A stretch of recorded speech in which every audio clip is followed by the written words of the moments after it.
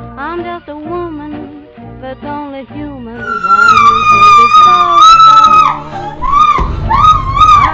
Walker any anarako ary zao dia mpanolana. Efa nanolana teny amin'ny firenena maro aho, fa tsy kisendrasendra ny janonako teto Madagasikara. Eto ho any mahita fahasambarana. Eto no mitovy amin'ny kolontsain'ny mpanolana ny toe-tsain'ny fiarahamonina. Aminay tsy mba ny mpanolana ny diso fa ny vehivavy ny diso voalohany amin'ny fiakanjony sy fietsiny. Ny mahafinaritra eto Madagasikara tsy ny lehilahy ihany mieritreritra an'izany fa na ny vehivavy izay tokony ahitany firaisan-kina ary manana toe-tsaina mitovy aminay. Sao fomba fitafy dia ny mpanolana no mena tsiny rehefa voaolana. Ho anay mpanolana mantsy sy ny lehilahy mihitsy ny tokony tezaina tsy ho mpanolana, fa ny vehivavy ny tokony hafenina, tsy tokony hanao shorta, tsy tokony hanao zipo. Izay ny mamparadisany eto Madagasikara satria tsisy mahatakatra fa areti-tsaina le izy.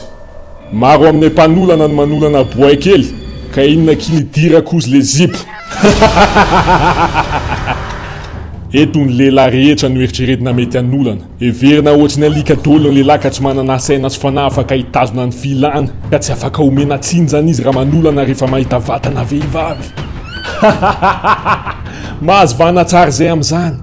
Araizantsy ho lasa mpanolana daholo ny lehilahy fa aikely izy ao anaty natiorany. Fa ny fatahorana polisy ve tsy manakana anareo? Polisy? Moa va tsy hitanao ny sasany reny manareo roatra manakana vehivavy angalana an'io.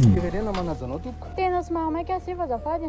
Or fa mba omeo anao numéro anao dia avelako mandeha anao e. Petsaka ny lehilahy eto Madagasikara amin'ny saina amin'ny voniny.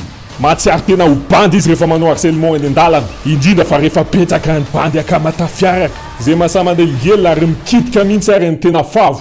Izay manaja vehivavy sarim-bavy.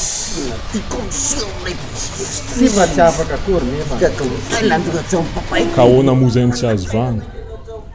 Tsisy anakana anay satria betsaka ny olona eto Madagasikara manohana ny kolontsainay. Izay ny toe-tsaina eto Madagasikara.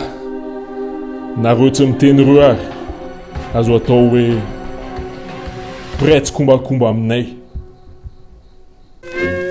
Ok izay ny fanohananao ankolaka ny mpanolana. Naiza na oviana tsy ny voaolana no diso fa ny mpanolana. Women Break the Silence dia miady amin'izany rehetrarehetra izany amin'ny fomba maro samihafa ary afaka hanatonana tsara. Ok izay. Ok izay oa. Ok ary, à toi de bisous, garde la pêche.